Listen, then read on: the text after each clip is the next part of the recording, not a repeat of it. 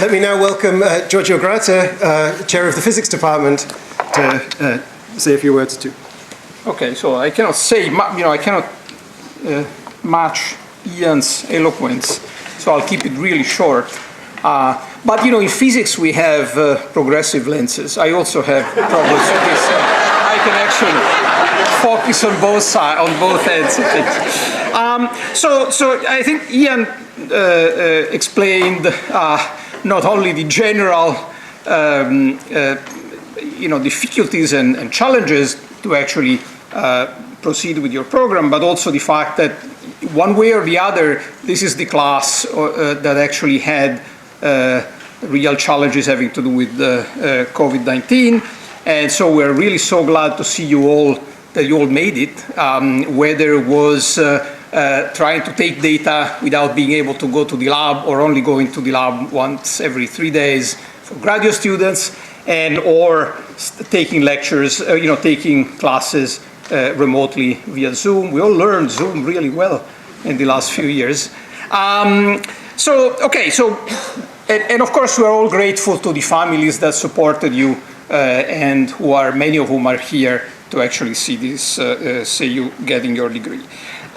So actually, the only thing I wanted to add is that in physics and applied physics, we really pride ourselves for teaching not so much how to solve a particular problem, but to actually learn, to teach you how you teach yourself how to solve a problem you've never seen before.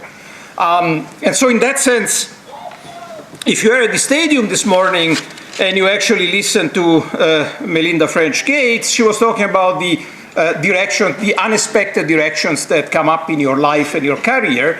And so we think we are very well placed, or you are very well placed to actually take advantage of those things and re-steer your direction, because you won't know just one thing, but you will know how to go about solving generic problems that you may encounter in life. So having said this, it's actually my privilege to introduce the undergraduate speaker, that is Sam Scherf. He's originally from Maumee, Ohio, and is graduating with a Bachelor in Physics today.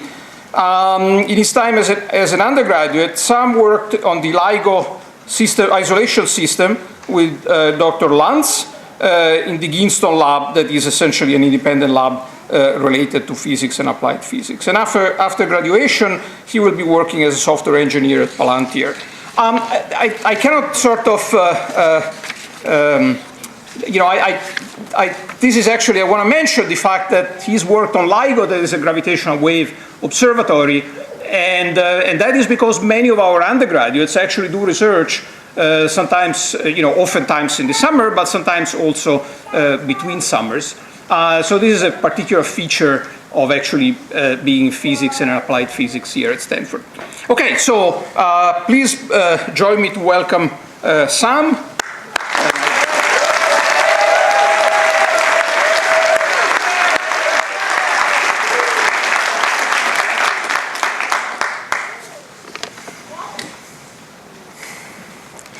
Good afternoon, Stanford. This is not a drill.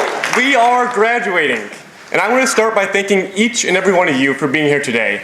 I know for a lot of us, this was a very early morning given the prior graduation. Us graduates are not used to waking up this early, and for many of us, people, family, traveling here, dealing with jet lag, it's been a lot, at least for me personally. So I really do want to thank you guys all for being here, because today is a very special day. Ladies and gentlemen, esteemed faculty, parents, illustrious graduates, and Isaac to go, we gather here to celebrate not just our graduates' accomplishments, but the very essence of existence itself. Imagine, if you will, an axion dancing the tango with a neutrino in the vast ballroom of the cosmos. That is what our journey has been. After 4 years of blood, sweat, and tears, we finally made it. We've reached the end of our undergraduate careers, and our cohort of 2024 has spent countless hours growing together, studying together, and learning together. And unfortunately, in all likelihood, as one unified cohort, after our graduation here today, we are never, ever, ever getting back together. However, as we stand here on the precipice of tomorrow, let us not forget the lessons of Schrodinger's cat, who taught us that life is simultaneously both a box of chocolates and a feline conundrum, perpetually both delicious and perplexing. Remember, every step you take is a wave function collapsing. Every decision you make, a quantum leap into the unknown, driven by the hope that our next leap will be the leap to unification theory. Think back to those long nights in lab, where time dilation was not just a theoretical concept, but a palpable experience that you could feel. The dreaded subparts of p-sets, where for once in our lives we actually had to input numbers with units and calculate things, relying on Wolfram to handle all the unit conversions of translating things like fractions of a pound into integers of royales with cheese. And my favorite, the countless hours spent in office hours, where we came to learn that the problem we had spent the entire previous day on is solved in just a few simple lines if we neglect a few handful of terms as negligible in the regime of interest, for whatever reason. Despite all of these challenges, we managed to pull through. Our quest to unearth the underlying mysteries and truths of nature carried on. For every time nature looked us in the eye and shouted, "You can't handle the truth!" we brushed it off and expanded our series to a higher order. We navigated through labyrinths of equations, oscillating between wave and particle. And perhaps even experienced moments of superposition, where we were simultaneously both studying and asleep. For it is this sheer determination that got us here. There were many nights working on p-sets where I found myself thinking to myself, wow, I'm really here. I'm working on a building. I'm working on a building. I'm working on a building for my Lord, for my Lord. Only to realize very quickly that this had nothing to do with physics and was complete and utter nonsense. Meaning that it was well time for a much needed break from physics, go to bed, something along those lines, come back to it in the morning. But I'm sure many of us have experienced, this break is always short-lasting and temporary. For there was and always will be more physics to learn and discover. So now, regardless of whether you plan to keep embarking on this journey or start a new one, let your hard-earned knowledge of thermodynamics guide you through the highly entropic state of adulting. Let your grasp on electromagnetism attract opportunities along the way. And while using these skills, always remember that with great knowledge of physics comes great responsibility. Remember to let the uncertainty principle be your friend, for it is the inherent unpredictability of life that makes it truly exhilarating. And, as we most recently learned, remember that you are a wave. You're not a wave, sorry, you are water. That's not in the script, by the way. But really, above all else, please remember that whatever you do, put your whole heart into it.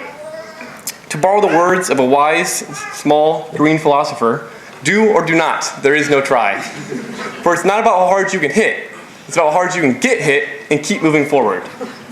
If solving for the eigenvalue of an inverted Mobius strip doesn't yield the secrets to time travel, try and try again until you succeed.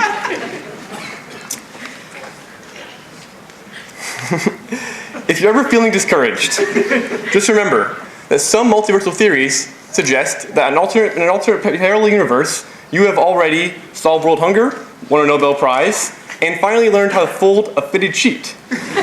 So really, there's no pressure. Because at the end of the day, life is about more than accomplishments on a piece of paper. In my opinion, it's really about the experiences along the way. And on the whole, life moves pretty fast. If you don't take a second to stop and look around every once in a while, you might just miss it. So please, take the time to look around and enjoy life and everything it has to offer.